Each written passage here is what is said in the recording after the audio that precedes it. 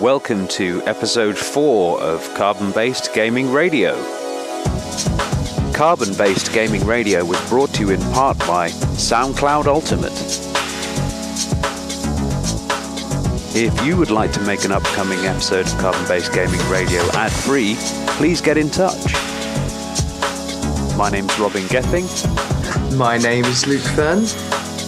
Luke here is going to be holding the fort with me, as Steve is a little busy right now. He's doing his master's thesis in action figures.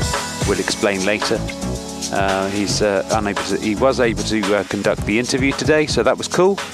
I'm not going to be able to make it for the show today. So here we are. Why don't you introduce yourself, Luke? Tell everybody about yourself. Yeah, hello everybody, my name is Luke. I have been playing video games for a very long time. I've always been interested in kind of the development and design cycle of games, and generally been a big fan of video games pretty much since I was a wee baby. So there's not really much else to me, Robin. That's it. That's all you are. There's nothing more to me. I just play games all day. I play games and I go out drinking and drink myself to sleep. No, I do all sorts of bits and bobs when it comes to work with video games. I love writing about video games. I do a podcast with a few friends called Campfire Tales, and we have our own website. It's very interesting. It's very fun. It's all based around nerd culture in general. We've got movies, we've got video games, tabletop. The entire the entire span of what nerd culture is. We try to discuss on just general tech things. And lots and lots of swearing. Not that much swearing. Yeah, lots of swearing. There's lots of swearing. There's lots of swearing. It's always swearing. Do you know, well, you should know this as you're a bit of a gamer right now. Do you know what the craziest sort of thing that's going on at the moment? Have you heard about this? The Halo Master Chief Collection? Oh, yeah? Still no multiplayer. What? Still. Wait, are we talking about we are talking about the re-release of all of the Halo games, right? Yes. That comes with all the multiplayer maps from all the different games, right? No, it doesn't. That's the point. There is no multiplayer. There is nothing. It's not doing it. Why? 2 months. 2 months people have been waiting. Can you imagine? What on earth?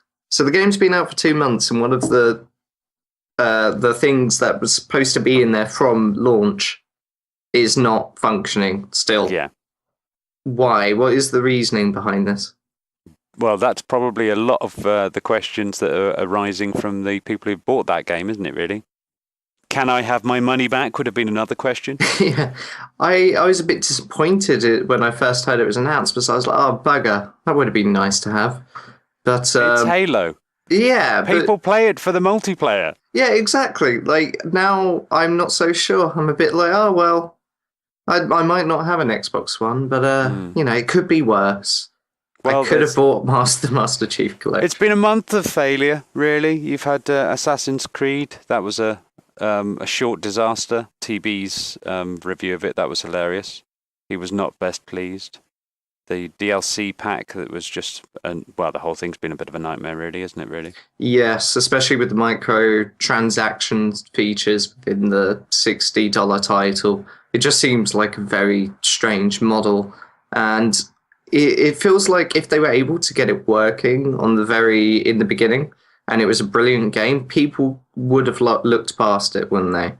But I just think that it is working, but it's only working on one PC.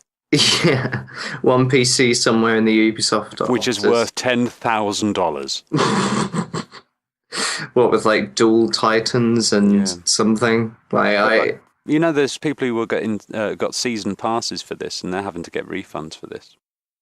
It's a disaster. It's such a mess. And this is the whole sort of rush culture of just, we've got to get it out at this time, we've got to get it out at this time. And this is what happens. This is what it does to you.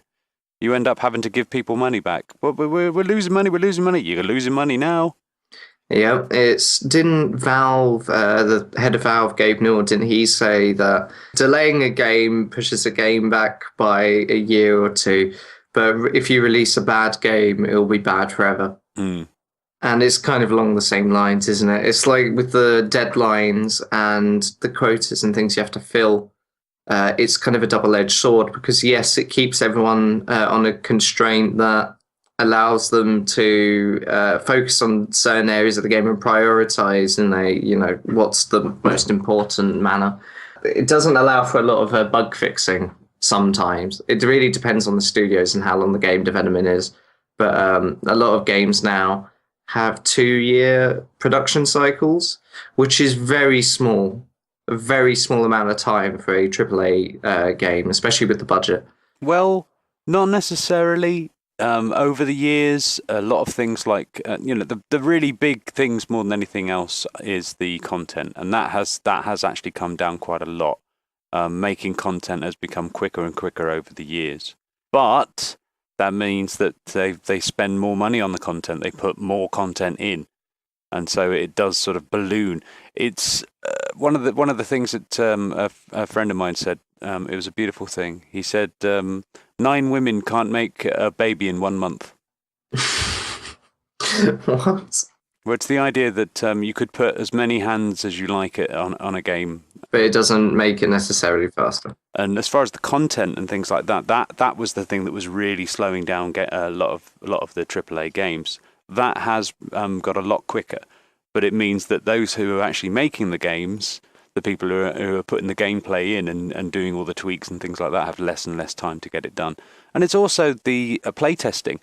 That used to be outsourced. I mean, originally it was in-house, and then it sort of got outsourced to various companies and things like that.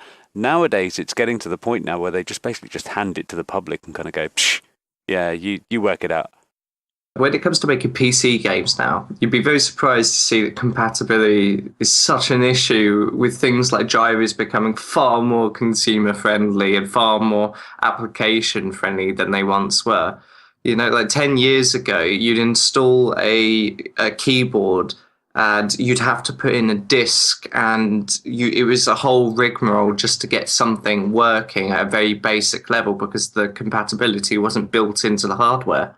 Whereas now you can install things like graphics cards just immediately. You just get rid of the last drivers, you put the new drivers on, and you don't even have to worry about waiting until the graphics card is even installed, not doing it before it's installed. You can have it installed. It will still detect it somewhat. It just won't be running at full performance, like its full capability. Is this like the graphics card that you installed the other day? Oh, bugger off. I'm still trying to get rid of that. Still trying to flog it. But no, the thing is, things can still go wrong. They go wrong, especially with new hardware. It doesn't matter what time of the year it is. It doesn't matter whether it was 1995 or whether it's 2005 or whether it's 2015. You're still going to get new stuff come out. They're still going to have problems. Yeah, but with drivers now, they're so much better for things like graphics cards. They're so much better than they once were. So that's what always confuses me when you get these huge game development studios and they put so little effort into creating a PC port of their game that even the most powerful of powerful PCs struggle with it. That isn't an issue of this game isn't designed for PC. That's an issue of just a complete colossal what's the word? Fuck up, really. It's not there has to be a huge error in there somewhere in order to... You've got to understand that the PlayStation 3 and the PlayStation 2, in fact, the PlayStation... are hard to develop for. They weren't so much hard to develop for, but they had a series of chips that weren't in the design process that you would have for an IBM PC. The newer consoles that have come out do actually have that. Yeah. So it will be a lot easier to port across. Yeah, they have the same architecture. Yeah, but that's the thing that makes it so strange, is you can kind of understand it with things like the PlayStation 3 and the Xbox 360. The architecture is different to what is on a modern PC. So you'd be somewhat grateful every time you'd get a game that was primarily developed for consoles but still ran very well on PC. It was quite surprising. Well, the 360 didn't suffer so much from that. Not so much, but there were still issues. But now it's pretty much, they're both essentially just PCs, just scaled down. Shh, don't tell anyone. Yeah. Okay, So next up, we have Josh Straub as our interviewee from Daggers System. That's Disabled Accessibility for Gaming Entertainment Rating System. It's a bit of a mouthful, but it's an easy one to find. It's DAGERS System. DAGER System.com. He runs a website that is based solely on accessibility and disability when it comes to games and game rating. An overall rating, visual rating, fine motor rating, and an auditory rating. So if you're partially sighted or auditory difficulties, he does rate them for you. We've got a really good interview with him. Enjoy. Today we're going to be talking to Josh Straub. Josh is an accessibility consultant. His work includes making games more accessible and a better place overall for gamers with special needs and disabilities. Hey Josh, how are you? I'm doing great. So, for everybody who's not too familiar with who you are and what you do, why don't you take a second to kind of introduce yourself and tell us a little bit about your work? Well, my main title is I'm the editor-in-chief of Daggers. Daggers is the web's foremost website for game reviews with a lens on disability. So I look at games and I tell people with physical disabilities which ones they can play and what kind of modifications they may need and what to expect with certain hardware. I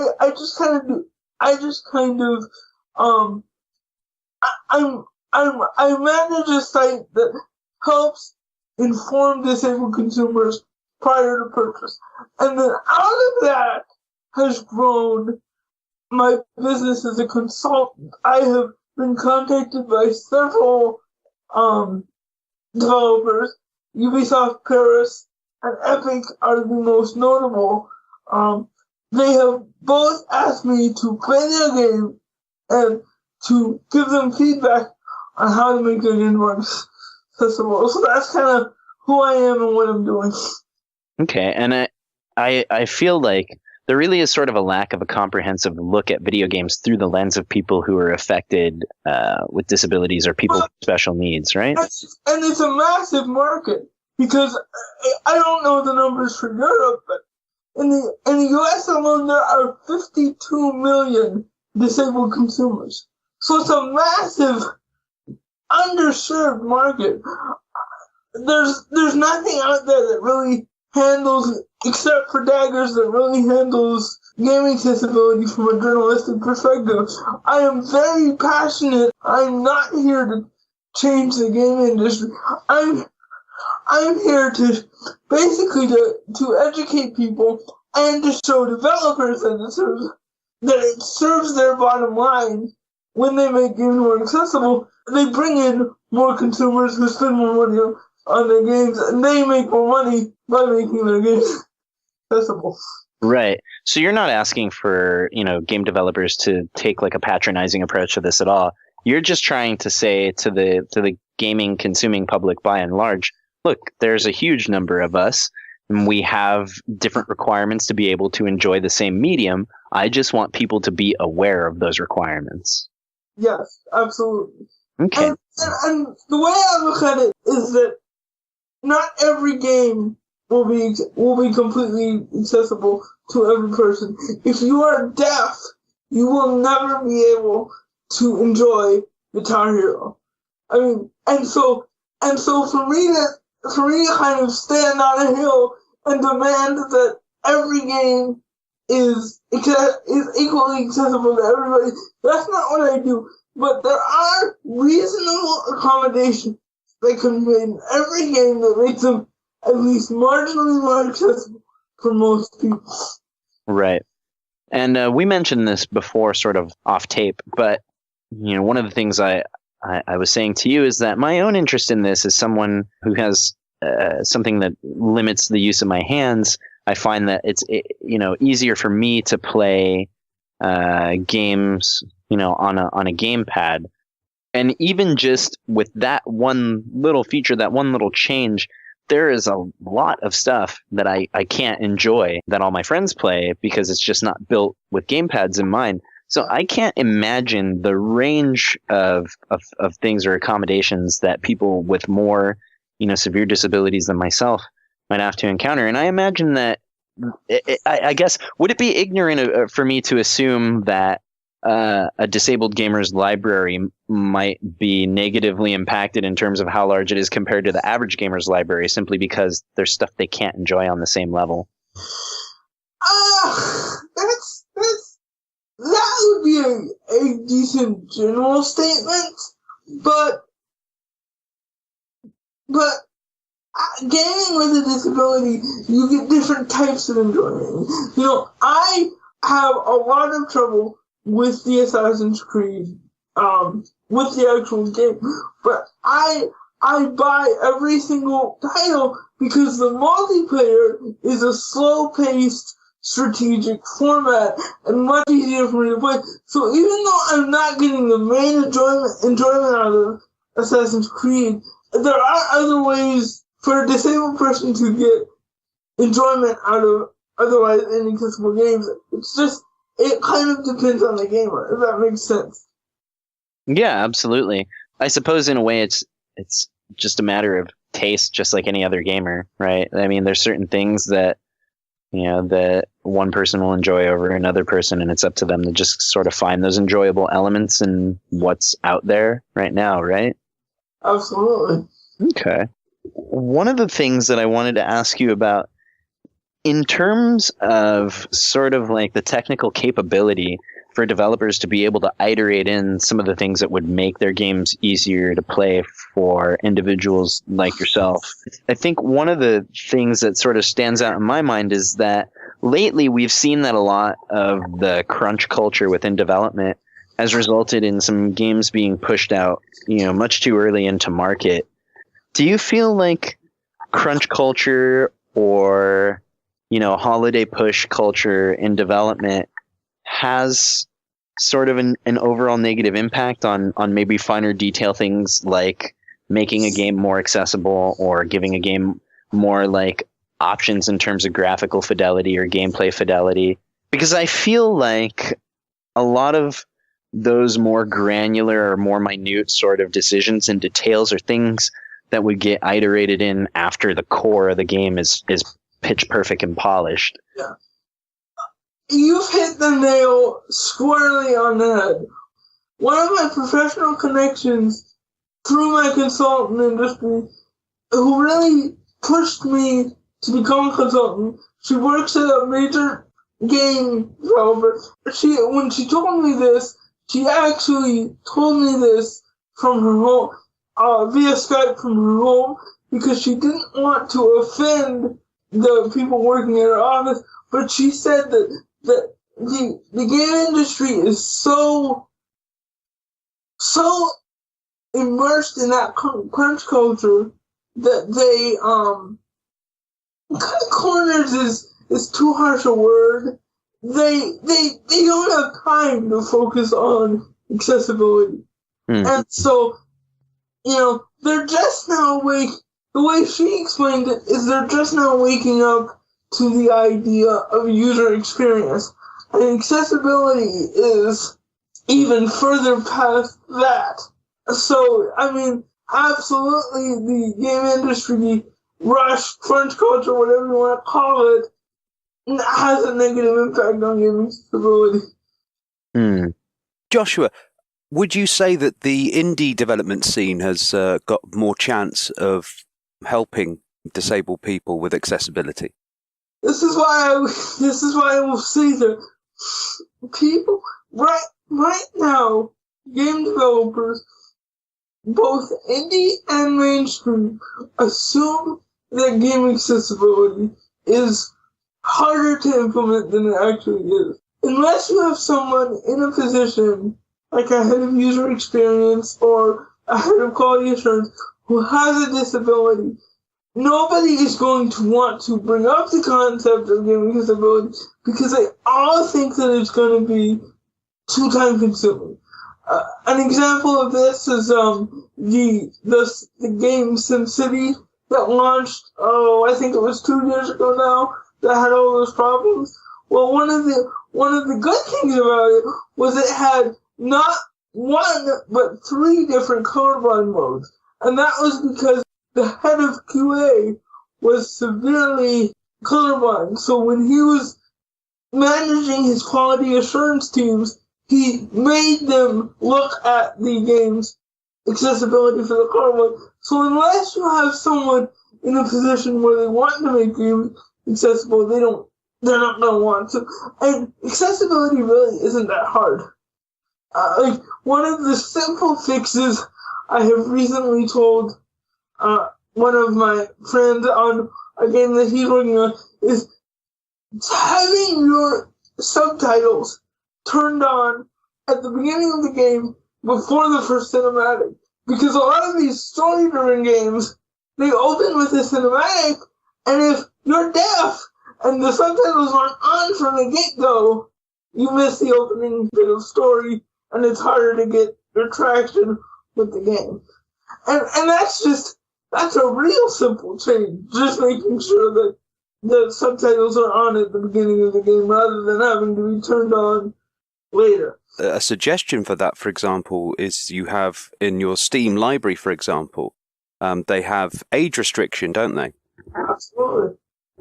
I was just wondering why have you approached Steam about maybe having some sort of disability switch? I am not in a position quite yet where people care about my opinion, but eventually that is one of my goals. I need to become a bigger voice in game accessibility. And once that happens, I will go to Steam, and I do think that because Valve has made a commitment to game accessibility in the past, and I do think that they would be willing to do that. I think that they don't know how to implement it, and so once I know how that they should implement it, I will be going to them at some point in the future. Okay, I wanted to ask you, just going kind of back to what I was talking about in terms of, crunch culture, push culture, whatever you want to call it, has a larger overall detrimental effect than just adding in these things in post. It's sort of become the elephant in the room, really. And one of my concerns is that these people aren't going to add things in, or they're not going to fine-tune things in unless they're personally affected by them. And one of my growing kind of concerns is that the list of things that these people are not personally affected by is getting larger and larger. Do you think that sort of the landscape of the HR process is a little bit responsible for sort of the landscape of representation in gaming overall? So that maybe, we kind of have to take an introspective look at how and where we're recruiting these people from, and sort of the games that we're ending up with as a result. Because it seems to me that a lot of these games, by and large, more and more and more, are being developed with fewer and fewer features built into them, simply because the range of experience of the people working on these games is very isolated and limited. Are we looking at sort of a beck and call to restructure hiring and gaming culture to make gaming a better place for everybody? I can tell you that I have sent out. I'm now getting close to 3 years out of college, and I have had 2 internships, and I have sent out half a dozen or dozens, and probably closer to 2 dozen applications to the game industry, and I haven't even gotten a kind of a callback. So it is a very stiff industry. But my problem, personally, with getting hired is more that people are afraid to hire me because of my disability. They think it'll jack up their insurance rates. They think they'll have to tear holes in their buildings to make things accessible. So I can't really speak to the broader game industry because my experience has been filtered through the difficulties that any company would face hiring anybody with a disability. I can't really comment on the broader game culture, but I do know that it's very hard for people with disabilities to get hired in the game industry. And I guess my follow-up question to that would be, Do you feel like if there were more hires of people who were afflicted by disabilities or had special needs, that you would see the overall sort of landscape of the games that are available change as a result of that? Will we see more, options that are feature rich for people, Yes, who have needs? absolutely. Diversity is always a good thing, and especially diversity of ability is always a good thing. No matter what product you're putting out, having a diverse group of people with different abilities will only make it a deeper, richer product. And so, with that being said, I mean, explain to me. I get it, I really do. But explain to me, like, for the sake of saying I'm somebody who's completely clueless. Let's say I'm just an average gamer. I don't have any special requirements. I don't have any special needs. I don't have any disabilities that prohibit me from playing anything, mouse, keyboard, controller, the whole range of peripherals and games that are out there. Why is it important for me for games to be more accessible to disabled people? I'm gonna answer that by asking Robin a question. How do you feel about QuickTime events? How do I feel about QuickTime events? Yeah. I'm sort of 50-50 with it. It's something I can live with, but I don't necessarily think it's really much of a game. See, that's why you got an informed gamer needs to care, because when we make games more accessible to the disabled by doing things like making QuickTime events optional, we make games more accommodating for people who maybe it's not because of a disability, maybe they just dislike QuickTime events and they don't want time in the game. So when we make games more accessible, we make them better experience for people even without disabilities. Right. You know what I'm saying there? Yeah, absolutely. I get it. I wanted you to share your wisdom with the masses. I think it's important for them to hear it from your words. Well, if you're coming to me for wisdom, you're coming to the wrong place. You'll find no shortage of good company here in that regard. We're all here to ask questions. Yeah, exactly. Okay, yeah, let me take a stab at that too. And just sort of following up on that. This is going to be a rare time where I'm not asking a question. I'm actually just kind of backing you up on that. I am inclined to completely and 100% agree. Like I said, I'm somebody who can't really play a game unless it has the ability to be played with a gamepad. But then, just by virtue of me having that requirement or that need, figuring out how to configure a game to be able to be played with my gamepad, a lot of the times, my friends will come over and they'll see that I'm sitting on the couch playing something like Diablo, on my PC, which is still just mouse and keyboard. And they're, that intrigues them because they're like, I want to be that level of comfortable. It's not that they have a disability or that they have anything that impedes them from playing with a mouse and keyboard. They're just like, you have the ability to sit on the couch and chill and have the controller in your hand and be enjoying your game. I like that because that experience just seems relaxing and a lot less intense than being hunched over a keyboard. So, yeah, I think you're absolutely right. When you make games better for a certain set of people, you inadvertently make games better for everybody. And another perfect example of this is controller customization. I don't know any first-person shooter that could not benefit from more controller customization, because I mean people have weird ways of playing, and so the more you make the more open you make the controller, the more accessible you make it for people with fine motor disabilities,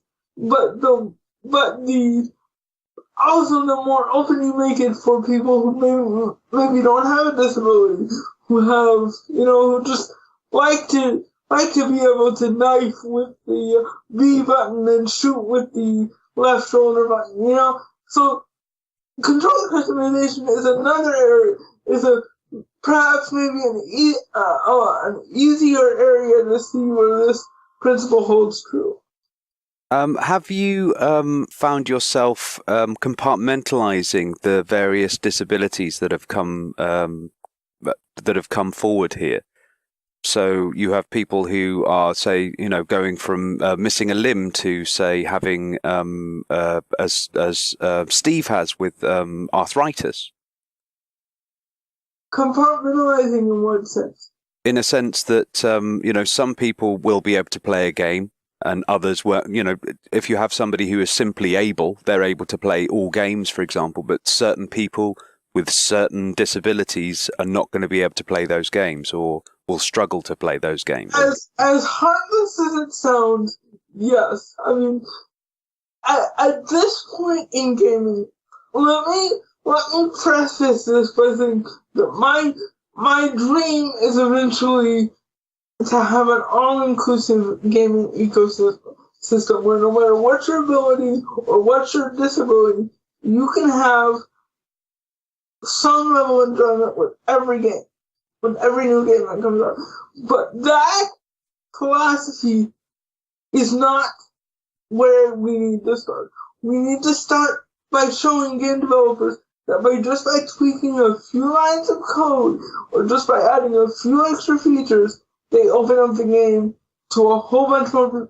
And see, once they realize that, then hopefully the accessibility movement will grow to eventually include everybody doing everything, no matter what their ability. But for right now, we need to simply focus on what is possible and what is easy. And part of that goes back to the gaming crunch culture. They're not going to want to completely overhaul the games for example, for someone who is a quadriplegic and has to do everything using a head switch. I don't know if you know what a head switch is, but it's basically an optical dot that someone with a disability wears on their forehead that tracks like a mouse on the computer screen. And so people end up controlling the computer with their head. It would be very hard to convince developers to incorporate that level of accessibility, but it's much easier to show them a lesser degree of accessibility, and that's where we need to start. Sometimes I'm thinking that maybe a lot of these things you could actually go to the hardware manufacturers rather than the actual games developers. For example, if you're using a mouse to do a game, for example, and you have this head tracking software, it pretty much covers how a mouse operates in that retrospectful way, if you see what I mean. So as long as the actual thing operates the same as a mouse, you're golden, isn't it? Yes, I'm very hesitant about going to hardware manufacturers because, and rightly so, but they are very jealous about what they, they're very jealous about what capabilities they put into their system. And it's going to be a much harder battle convincing a hardware manufacturer than it is convincing a developer. My philosophy, guys, is that you don't need to make every game accessible to every person. But you can't. But there are steps that you can take to help lots of people enjoy games better. Indeed. Yeah, I was just thinking about, say, for example, NVIDIA having colorblind settings. I've always thought that it would be a good idea for them to have some sort of switch over, so you could calibrate your eyes. Yeah. Yeah, that's more of a software issue, though, less than a hardware thing, right? Well, what I mean is the drivers can decide what color you have on the screen. Everyone always calibrates their screen, for example. I gotcha. So well, I like Josh. I like what you're saying, which is basically like, there are a few little basic changes that you wouldn't think would make the game way more open or way more accessible to people with special needs. And they're not really difficult. You guys can add in just a few things that are basic and maybe should be included in every game just because it would make the experience better. And they're simply choosing not to. not knowing in a lot of these cases that some of these basic fixes or some of these basic additions would open their game up to millions more players. For example, another example is the ability to save anywhere. That goes into what I call how forgiving a game is. Because I have a fine motor disability, which means when I'm playing any game, I'm going to die a lot. I'm going to fall off the map, or however you want to say it, and I'm going to have to restart a lot. And so if I have to, if this is like old school Mario where you get kicked back to the beginning of the game after 3 lives, that's not very accessible. But if we're able to, set it up where we can automatically save and then revert to that save anytime we want, that's much more accessible. Okay, so now I want to get into some of the tougher questions, okay? I'll put my helmet on. All right, this is the lightning round. So here goes. Do you feel like at a certain point, maybe some of the things that gamers with special needs are asking for might get to the point where we're infringing on the spirit of the core of the gameplay? So, for example, you just mentioned, Mario or games like that being, ridiculously unforgiving.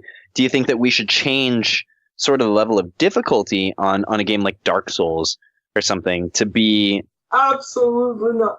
Because while we are a large minority, we are still a minority.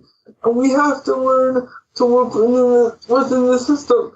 But absolutely not. We need to. That's what I'm saying. I'm not interested. That's why I say I'm not an advocate. I'm not interested in making games conform to those with disabilities. I'm interested in finding the middle ground.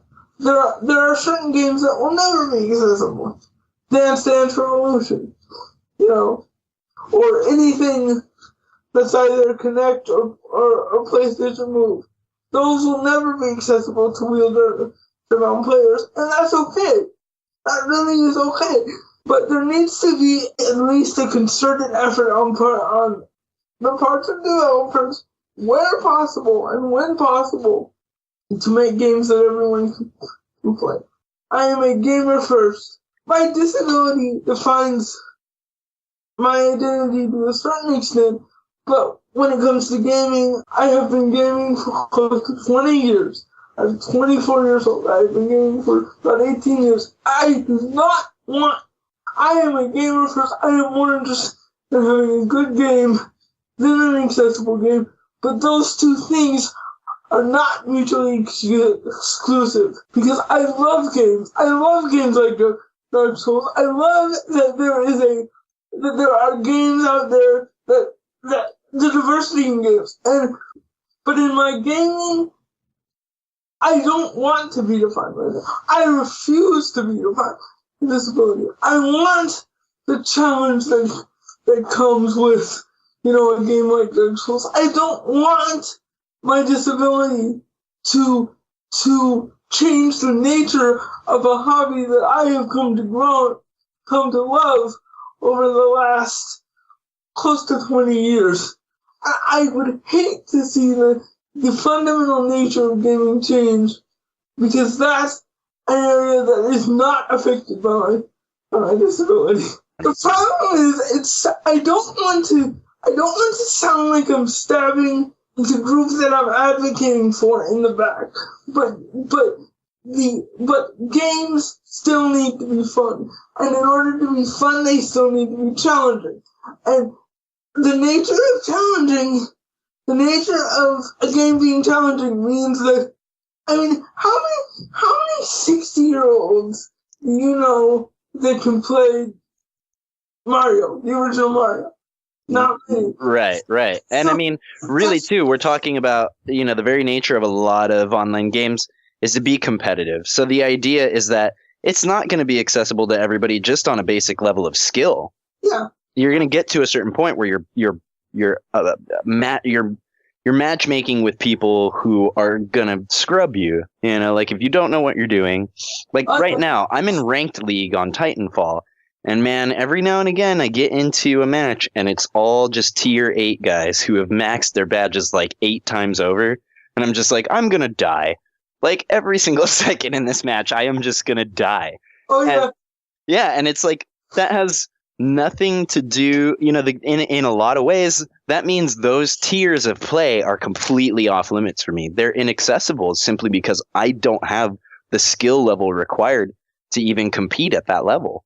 I play League of Legends, and I know exactly what you're talking about. Yeah. So I get what you're saying. And that's a perfectly fine way to say it. I know a lot of people would complain that that's... But we all have different skill levels, and at some point there needs to be a line that we don't cross because we don't want to change the fundamental nature of a game. I have a question for you, Josh. Yes. Have you ever played Left 4 Dead? Very, very recent, very briefly, long ago. Because they have a feature within it called a virtual director, which essentially tracks your movements and how you play the game, and actually changes the structure of the game depending on your playing skill, really. Interesting.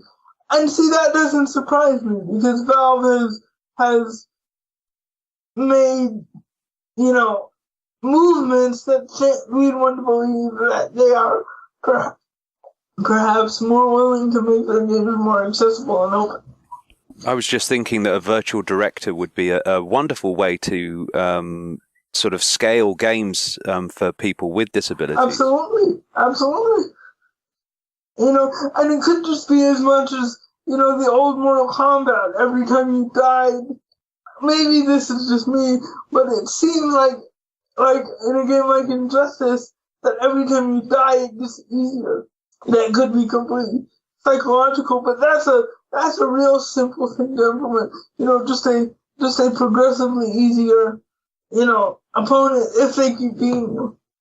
Yeah, I think I've actually noticed stuff like that in fighting games. Because a lot of times I don't play Street Fighter anymore for this reason, because I think the computer has caught on to my shit. But basically, I go in there and I'm pretty decent at Street Fighter, I'm not going to lie.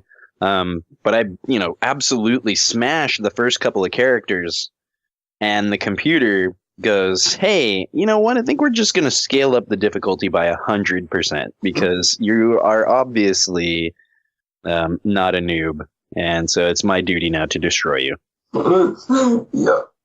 Yeah, but I do see what you're saying where, yeah, one of the things that we're reiterating is that, you know, a lot of these little changes that scale things or that add, you know, more granular levels of detail or more minutia to some of the options and the feature sets are really good for everybody overall, not just exclusive to disabled gamers. I actually sort of want to quote Roosevelt on this. He said, when we all do good, we all do good. And I think that, you know, you can sort of take a statement like that and apply it to gaming as well, in terms of how we create things and create these experiences for everybody. When it's good for all of us, it's good for all of us. Yeah, absolutely. I have a couple of questions, just simple ones really. Joshua, what is your favorite game in the last couple of years, say? My favorite game, without any qualification, is The Last of Us. I am a recovering Sony fanboy, and I appreciate story over anything else, and The Last of Us is the only game I've ever played that has legitimately made me get weepy-eyed on three different occasions. And the other question, it's sort of a follow-up, but what do you think has been so far the best game when it comes to helping people with an accessibility issue? Oh, see, again, this is how I'll answer that. I would again say The Last of Us, not because it's the most accessible game on the market, but because it's an absolutely phenomenal game, and it represents a reasonable standard of accessibility. You know, as far as complete openness and like ease of play, maybe something like Minecraft, but for me, if a game is accessible and not saying that Minecraft is a bad game, I love Minecraft, but for me, a game has to be more than accessible. It has to be a good game, and the accessibility simply complements the fact that it's a good game. I'm just looking down your games list here. You seem to spend quite a lot of time on the mighty quest for epic loot.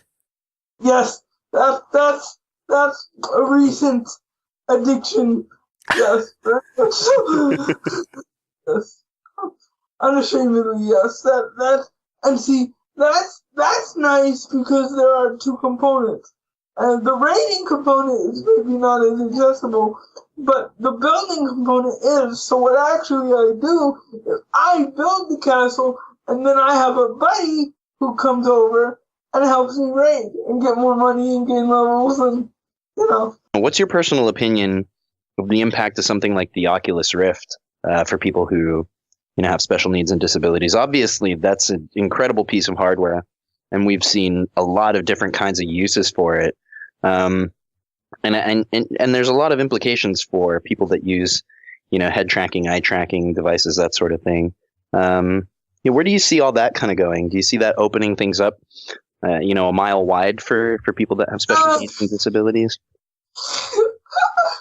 Excuse me, my magic 8-ball is broken, so I can't answer that. I'm not sure, because I'm not really sure how that can be used. I do know one thing, that it will help. It'll provide a greater level of immersion. And one of the things that one of the greatest benefits of gaming is that I can log into it. I love open world RPGs. I'm in the middle of Inquisition right now. I can log on to Inquisition for 2 or 3 hours, and for those 2 or 3 hours, I am not in a wheelchair. I am not afflicted with a disability. I am not reliant on other people to help me. I am an empowered mage, or I am a knight. I am able to escape the confines of my disability, and I am able to be something more. And that's where I think the Oculus Rift will help. It'll provide an even greater level of immersion. Josh, I don't think I've ever said this in any of these interviews. You just made me cry. I've just got one. I've just got one roll. Both eyes. You bastard. Josh, you. Buddy. Thank you. You just reminded me why I even do this in the first place. I mean, that's the truth. That is the. And that's why it was so fucking powerful. I mean, that is why this matters. That is it, gentlemen. You might as well wrap it up here. That if we can't help people escape from the doldrums of reality, we might as well not do anything. Josh, stop it. Josh, thank you so much for taking the time to talk to us. You've just in this small conversation, you've changed my life, which is not something I get to say often enough with these things. And if there's anything that I personally or Robin, can do to advocate for you or for your message, let us know. And if there's anything that our listeners can do, please take this time to let them know how to get in touch with you and how to help you out. Well, if you like what we're doing on Daggers, there's 3 ways to get in touch with us. You can find us on the web at www.daggersystem.com, DAGERSYSTEM.com. You can follow us on Twitter at Dagger System, or you can find us on Facebook by just looking up Daggers with 1G. Again, that's DAGERS. That stands for Disabled Accessibility Gaming Entertainment Rating System. Daggers. Excellent, dude. Thank you so much. Again, it's been a pleasure. You have opened up our eyes and our minds to an entire world, and I'm sure that there's going to be lots of people out there that are just more than ecstatic and overjoyed to help you out and to sing the mountains of your praises. All right. Thank you. Thank No, you. thank you, Josh. Yeah, thank you so much. Thank you for giving me a platform from which to speak. I don't often get that. That's the entire reason why we're here, man. Talk to you later. Absolutely. Have a wonderful day, Josh. Thank you again. All right. Bye. Bye. So, that was Josh. Lovely guy. Really heartfelt interview, I felt. It was, he was really from what I really sort of understood from it more than anything else is he's not really interested in just turning games into something else. If you see what I mean, he's not trying to actually sort of impose his will on everybody. He just wants to sort of help those that he can and sort of solve the problems that are solvable, and those that can't.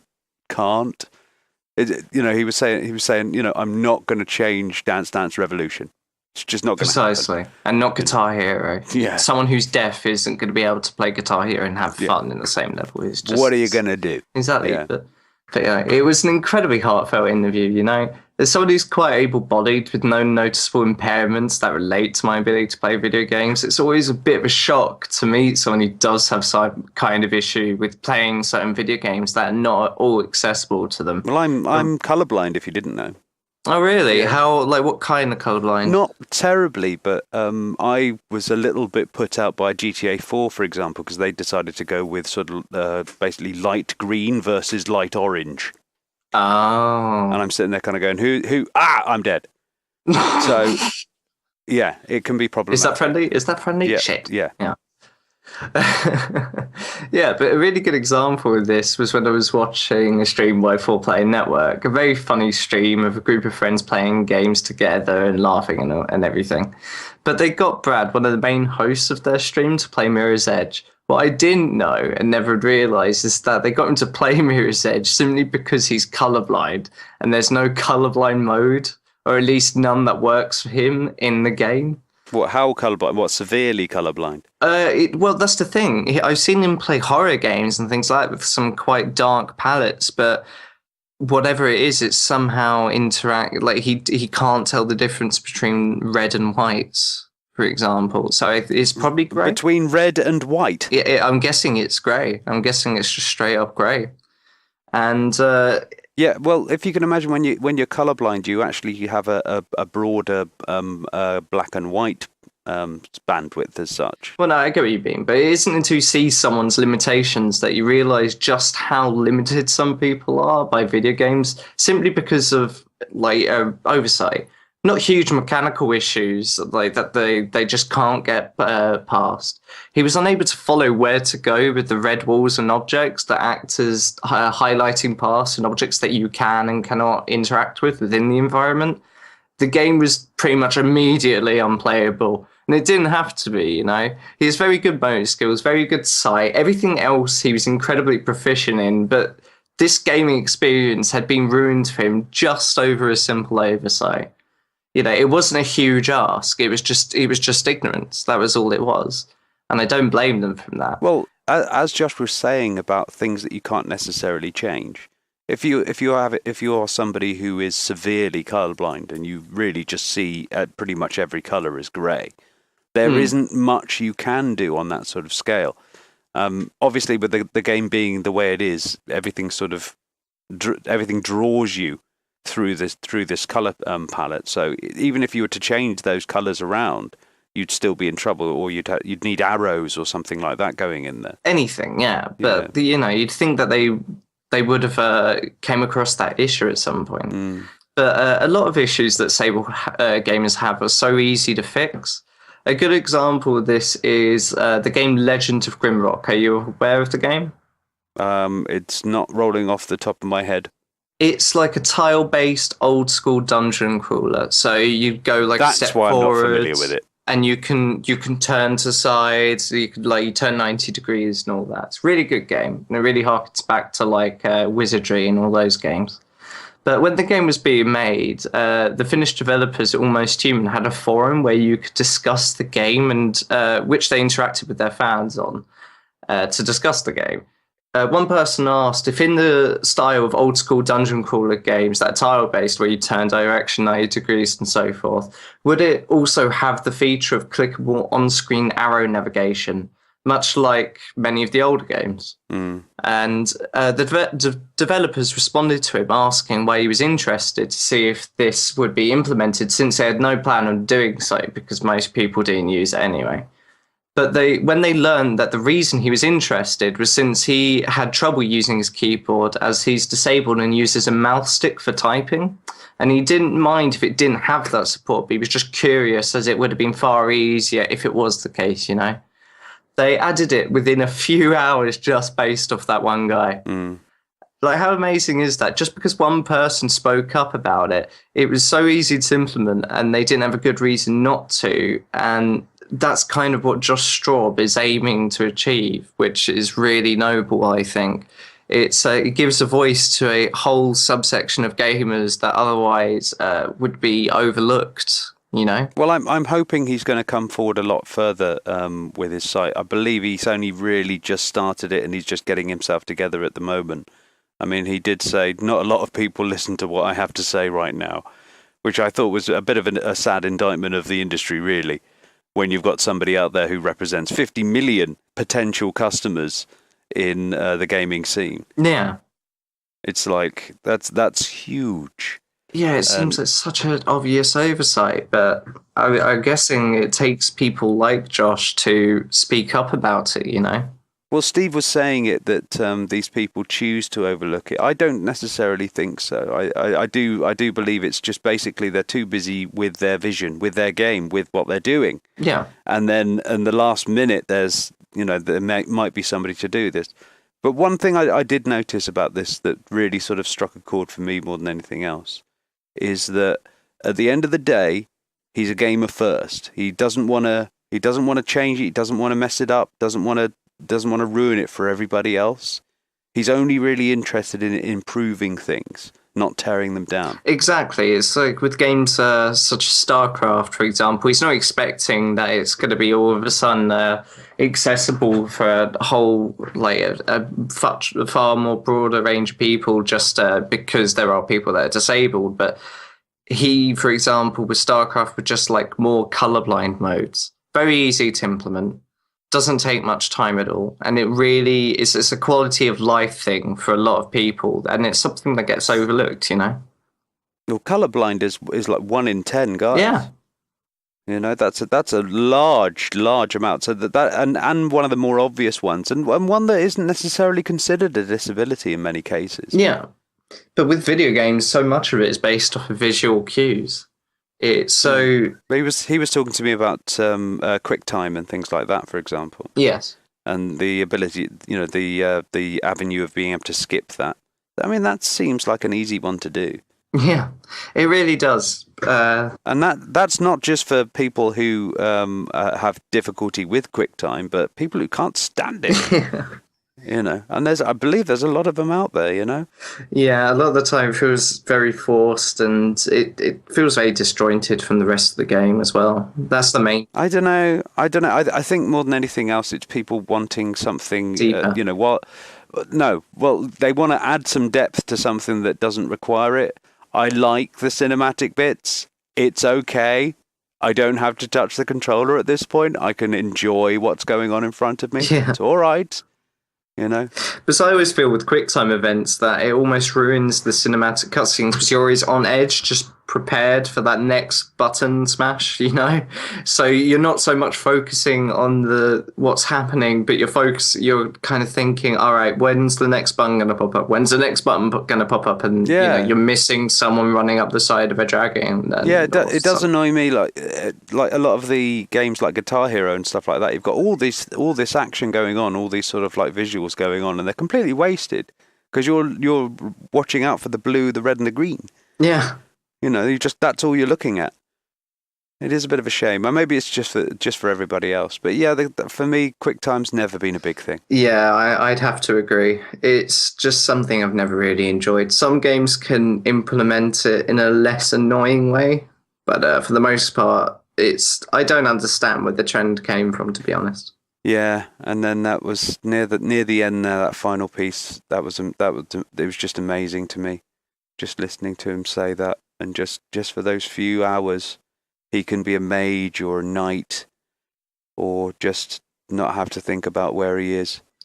There was a brilliant article on this in, I believe, PC Magazine years ago. And there was a player for Star Wars Galaxies, and they did an interview with him. And he was what most people would consider severely disabled. He had some kind of a developmental syndrome where he didn't develop at the same rate as everyone else. His lungs he was very hard. It was very hard for him to breathe. It was very hard for him to articulate himself very easily. But he said that when he played Star Wars Galaxies, he was no different for the first time in his life to anybody else he was playing with. It was the one time that he could interact with people and they treat him for what he sees himself as and not what people see on the outside.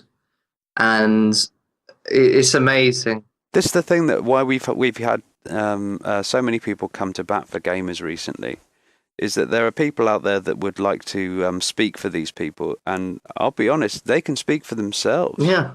It's always amazing to me because I feel that gamers, for the most part, are very inclusive. He said in this interview they actually went to whatever the equivalent is, like a clan meetup, and after about 5 minutes he was being treated like in real life. He's being treated like a completely normal human being. They were just talking about their favorite game, and everyone kind of overlooked that because they've interacted with him for so long. They kind of know what he's like. They know what he's about. They're not intimidated almost or put off with interacting with him because in their world, he's exactly the same as all of them, and he's one of the best. And I just thought that was really amazing. It was a really moving piece. So that brings us to the end of Carbon Based Gaming Radio, episode 4. Thanks for filling in, Luke. You've done a great job, mate. Well done. Thank you very much. It was my pleasure. So that's it for this week. This is me, Robin Gething. And me, Luke Fan. And we'll see you all next week. Carbon Based Gaming Radio was brought to you in part by SoundCloud Ultimate.